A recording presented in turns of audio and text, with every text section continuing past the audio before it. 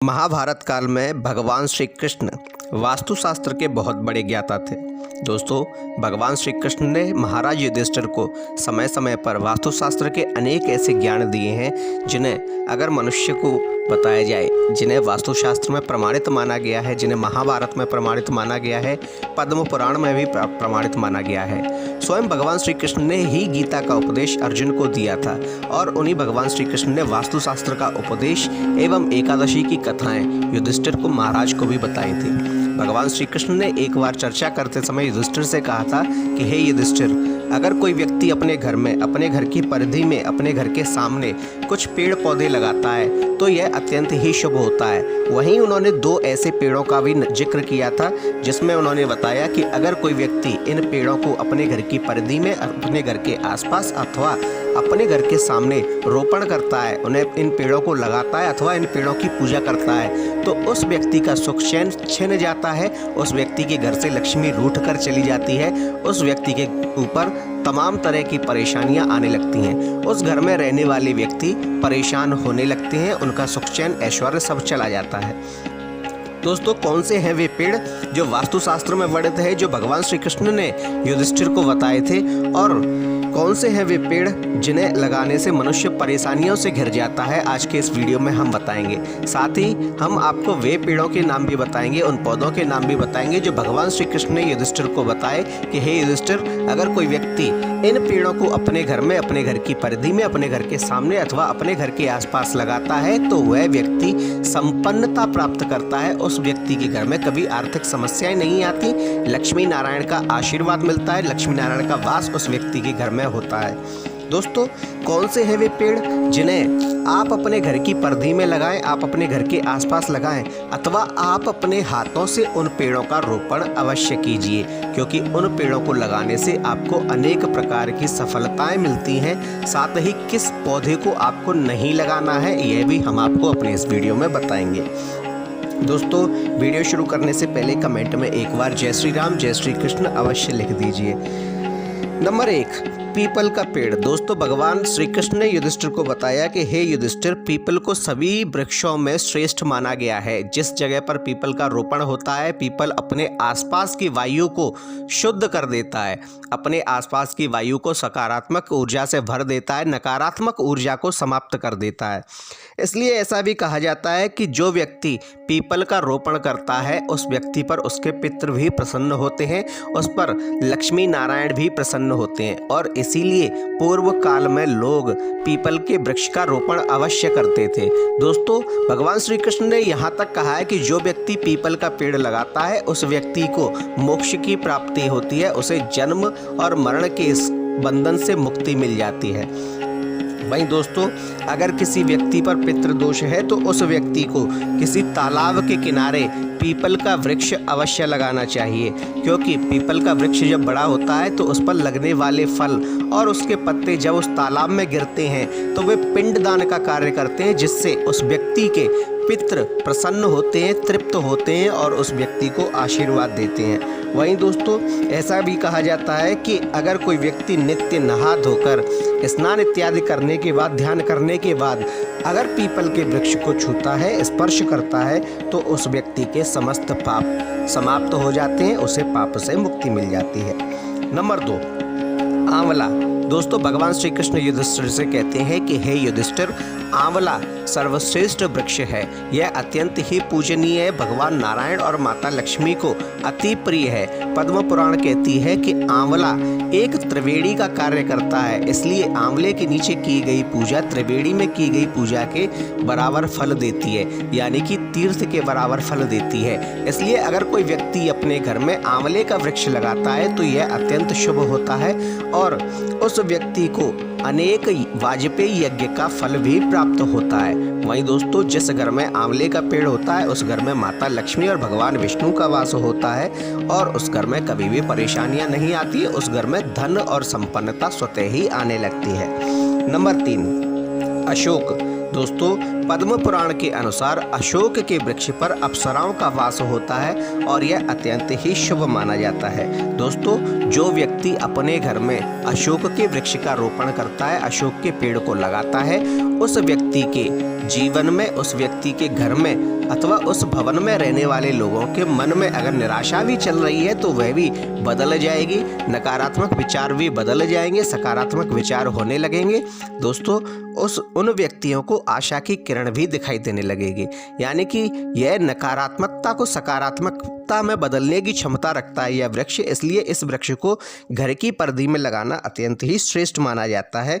इसके अतिरिक्त अगर कोई व्यक्ति इस वृक्ष को अपने घर में लगाता है तो उसके समस्त प्रकार के शोकों का नाश भी होता है, क्योंकि अशोक वाटिका में जब माता लक्ष्मी सीता के रूप में अशोक वाटिका में रह रही थी, तब अशोक के वृक्ष ने उनकी अत्यंत सेवा की थी और तब सीता जी ने उसे आशीर्वाद दिया था कि अशोक, तुम जिस घर में विराजित होगे उस घर में कभी भी लक्ष्मी की कमी नहीं होगी। दोस्तों, इसी के कारण जिस घर में अशोक का वृक्ष लगाया जाता है उस घर में कभी भी धन की कमी नहीं होती, सदैव ही माता लक्ष्मी उस घर पर कृपा करती हैं। नंबर 4, पाकड़। दोस्तों, पाकड़ का पेड़ लगाना भी घर की परिधि में शुभ होता है। दोस्तों, ऐसा कहा जाता है पद्म पुराण के अनुसार कि कलयुग में व्यक्ति यज्ञ फल नहीं कर सकता, किसी भी बड़े यज्ञ का आयोजन सफलतापूर्वक नहीं कर सकता, इसलिए उसे यज्ञ का फल नहीं मिलता है। परंतु अगर कोई व्यक्ति अपने घर में पाकड़ का वृक्ष रोपण करता है, अपने हाथों से पाकड़ का वृक्ष लगाता है, तो उस व्यक्ति को महायज्ञ का फल प्राप्त होता है और यह उसके लिए अत्यंत ही श्रेष्ठ, अत्यंत ही शुभ होता है। दोस्तों, पाकड़ का वृक्ष भी मनुष्य को अपने घर में अवश्य लगाना चाहिए। नंबर 5, नीम। दोस्तों, अगर किसी व्यक्ति की कुंडली में सूर्य नीच के हैं अथवा उसे कष्ट दे रहे हैं तो उस व्यक्ति को अपने घर में नीम का पौधा, नीम का पेड़, नीम का वृक्ष अवश्य लगाना चाहिए। दोस्तों, पद्म पुराण के अनुसार ऐसा माना जाता है कि जो व्यक्ति अपने हाथों से नीम का पेड़ लगाता है उस व्यक्ति पर सूर्य भगवान प्रसन्न होते हैं और उस व्यक्ति को रोगों से रक्षित करते हैं, सुरक्षित करते हैं और उसे आयु का वरदान देते हैं, यानी कि वह व्यक्ति दीर्घायु होता है, उसकी आयु में बढ़ोतरी होती है। नंबर 6, जामुन। दोस्तों, अगर किसी व्यक्ति के मन में कन्या प्राप्ति की लालसा है तो उस व्यक्ति को अपने घर में जामुन का पेड़ अवश्य लगाना चाहिए। अगर कोई व्यक्ति अपने हाथों से जामुन का पेड़ लगाता है तो उस व्यक्ति को एक कन्या की प्राप्ति होती है और भविष्य में उस कन्या के कारण उस व्यक्ति के मान सम्मान में वृद्धि होती है। इसलिए दोस्तों, अगर आप कन्या की प्राप्ति चाहते हैं तो आपको जामुन का पेड़ अवश्य लगाना चाहिए। नंबर 7, बेलपत्र। दोस्तों, शिव पुराण, पद्म पुराण एवं अनेक पुराणों के अनुसार अगर कोई व्यक्ति बेल के पेड़ का रोपण करता है, अपने घर में लगाता है, तो उसके घर में संतान की वृद्धि होती है, संतान सुख में वृद्धि होती है, भगवान शिव प्रसन्न होते हैं। और अगर बेलपत्र के साथ में अगर उसके पास ही वह गुलाब का पौधा भी लगाता है तो शिव और पार्वती दोनों प्रसन्न होते हैं, क्योंकि शिव बिल्व है तो पार्वती गुलाब है और दोनों को लगाने से शिव पार्वती की कृपा से उस व्यक्ति के जीवन में कभी भी अकाल मृत्यु योग नहीं आता है, उस व्यक्ति के जीवन में कभी भी परेशानियां नहीं आती हैं। नंबर 8, नारियल। दोस्तों, अगर कोई व्यक्ति अपना मान सम्मान बढ़ाना चाहता है, वह यह चाहता है कि समाज में उसका मान सम्मान बढ़े, तो उस व्यक्ति को अपने घर में नारियल का पेड़ अवश्य लगाना चाहिए। इसके अतिरिक्त अगर कोई व्यक्ति ऐश्वर्य प्राप्त करना चाहता है तो भी उसे नारियल का पेड़ लगाना चाहिए। यही नहीं दोस्तों, अगर कोई व्यक्ति नारियल का पेड़ लगाता है तो उसकी संभावनाएं अधिक हो जाती हैं कि उसके एक से अधिक विवाह होते हैं। नंबर 9, अनार। दोस्तों, अगर कोई व्यक्ति यह चाहता है कि किसी सुंदर स्त्री के साथ उसका विवाह हो तो उस व्यक्ति को अपने घर में अनार का पेड़ अपने हाथों से अवश्य लगाना चाहिए। वहीं दोस्तों, वंश की वृद्धि के लिए व्यक्ति को अपने घर में पलाश का पेड़ अवश्य लगाना चाहिए। इसके अतिरिक्त बांस और अंगूर भी वह अपनी वंश वृद्धि के लिए लगा सकता है। दोस्तों, अगर कोई व्यक्ति असाध्य रोग से पीड़ित है और उसका वह रोग ठीक नहीं हो रहा है तो उस व्यक्ति को अपने हाथों से खैर का पेड़ अवश्य लगाना चाहिए। ऐसा करने से जो व्यक्ति खैर का पेड़ अपने हाथों से लगाता है उस व्यक्ति के असाध्य से असाध्य रोग भी शीघ्र ही समाप्त हो जाते हैं, ठीक हो जाते हैं। दोस्तों, अगर कोई व्यक्ति अपने हाथों से मोगरे का पौधा लगाता है तो उस व्यक्ति के कार्यों में सिद्धि मिलने लगती है। ऐसे कार्य, खासकर ऐसे कार्य जो कि रचनात्मक हों, क्रियात्मक हों, क्योंकि मोगरे के वृक्ष पर, मोगरे की बेल पर गंधर्वों का वास होता है, इसलिए ऐसे व्यक्ति को कार्य सिद्धि होने लगती है। वही दोस्तों, अगर कोई व्यक्ति अपने हाथों से बेंत का पेड़ लगाता है तो उस व्यक्ति के मन में चल रहे चोरों के, डकैती के भय को मुक्ति मिलती है। कोई भी व्यक्ति अगर चोर के भय से भयभीत रहता है तो उसे अपने हाथों से बेंत का पेड़ अवश्य लगाना चाहिए। दोस्तों, चंदन अथवा कटहल का पेड़ लगाने वाले व्यक्ति पर माता लक्ष्मी सदैव प्रसन्न रहती हैं और उसके घर में सदैव ही वास करती हैं। भगवान श्री कृष्ण कहते हैं कि अगर आपको भगवान विष्णु का आशीर्वाद चाहिए तो आपको अपने घर में अपने हाथों से केले का पेड़ अवश्य लगाना चाहिए। इससे आपके घर में सुख और समृद्धि रहेगी, आपके सभी कार्य शुभता पूर्वक होंगे, क्योंकि भगवान नारायण का वास आपके घर में अवश्य होगा। दोस्तों, घर में पारिजात का वृक्ष लगाना भी अत्यंत शुभ माना जाता है। पारिजात का वृक्ष समुद्र मंथन के समय निकला था और भगवान श्री कृष्ण इसे स्वर्गलोक से पृथ्वी पर लेकर आए थे। दोस्तों, किस पेड़ को नहीं लगाना चाहिए? भगवान श्री कृष्ण कहते हैं कि हे युधिष्ठिर, कभी भी मेरे बताए हुए इन 2 पेड़ों को किसी भी व्यक्ति को अपने हाथों से नहीं लगाना चाहिए। नंबर 1, ताड़ का पेड़।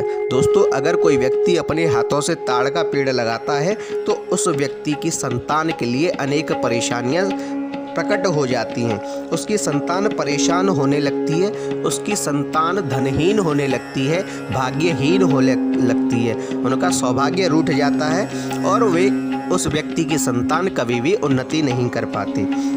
नंबर 2, बहेड़ा। दोस्तों, भगवान श्री कृष्ण कहते हैं कि हे युधिष्ठिर, बहेड़े के वृक्ष पर सदैव ही भूत और प्रेतों का वास होता है, इसलिए अगर कोई व्यक्ति बहेड़े का पेड़ अपने हाथों से लगाता है तो उस व्यक्ति को भूत और प्रेत अपने अंकुश में ले लेते हैं और उस व्यक्ति को अनेक प्रकार की परेशानियां देते हैं।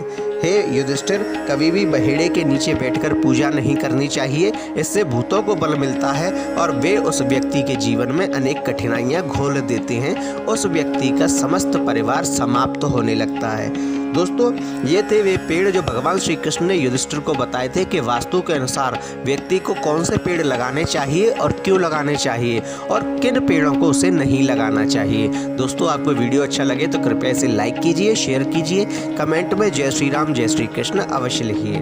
धन्यवाद।